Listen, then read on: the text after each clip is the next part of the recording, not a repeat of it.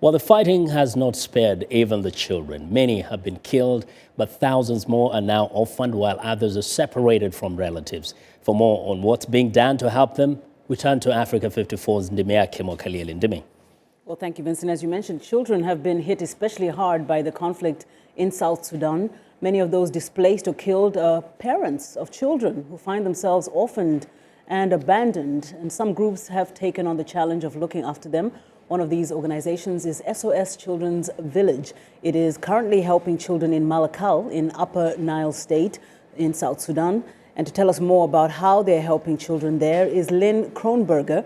She's the CEO of SOS Children's Village USA. Thank you so much for joining us today. Thanks for having me. So tell us about SOS Children's Village and how it works. So SOS Children's Villages has been around over 60 years. We started in Europe after the war as a place for orphan and abandoned children. And since then it has grown outside of Europe. We're in over 133 countries, including South Sudan. Right. And you were in Sudan initially, and then after it split with South Sudan, you're now in Mwakalyelye. Exactly. Tell us what is the situation there, at least as it affects the children who are, as we described earlier, the victims of this conflict. Yeah, I mean, it's a very precarious situation for the children right now, as you just heard. So we currently have 100 children in our village right now, and we have 30 staff. After the violence broke out a couple weeks ago, we tried to determine if it was safe to move the children, and the staff deemed that it wasn't safe to move the children. So unfortunately, the children are kind of held captive right now within the village to try and keep them safe from the fighting going on around them. But as the news reports are talking, food is at a premium, and we have babies in the village, so nutritional supplements for children under 5 is at a premium, and water is very scarce. And you're saying that you have children from as little as 3 months old Correct. to as old as 18 years old. Correct. And are they being actually targeted? Are you worried about their safety?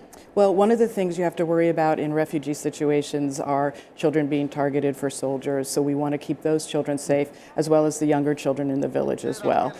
So it's providing the safety for the children that we've been caring for a long period of time, as well as working with the UN in the refugee areas to create child-friendly spaces so that we can try and keep these children safe during these conflicts. And we've been hearing, at least in places like the Central African Republic, where children have been targeted because of their parents' affiliation, religious or otherwise, Right. and horrible things happening, mutilations, beheadings. Is this happening with children in South Sudan, to your knowledge? I don't have any direct knowledge of any of that happening to our children, but those types of situations are happening to the children around the villages and in the refugee areas. Yeah. How are you able to help these children? Is there enough support, and where is the support coming from? Yeah, and with the food scarcity right now, our budgets are being stretched, so we need funds, we need money. If you go to our website, sosusa.org, you can find out exactly what's going on right now as we're hearing it from our staff there. Help make donations. We need to buy food. We need to get food into the villages. We need to get water into the villages. And then if it is determined that they will be safe to move later, we can, but right now it's not even safe to move them.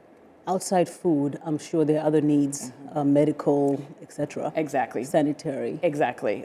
So food is the first priority right now because that's what they're calling for. Right. But our nurses having trouble getting to the villages, so medical supplies, the traditional things that you would think the village would have, everything is scarce right now. So the best way people can help is to make a donation right now so that we can get money there so they can buy the materials they need. And of course, because you're an international organization, there are conflicts all over the place. And Exactly. of course, one has to think about Syria and what's going on there. Are you kind of fighting for resources and sponsorship? We are. But we have very generous donors, and we're an international organization, so we try to focus each area as best we can. We do have villages also in Syria, and we're working with Lebanon right now on refugee camps in Syria. So the more money that we can get, the better off all of these children will be. And obviously also you've got a long-term plan for these Exactly. children, you're telling me earlier. Yeah. Just in a nutshell, Yeah. what is your vision for them?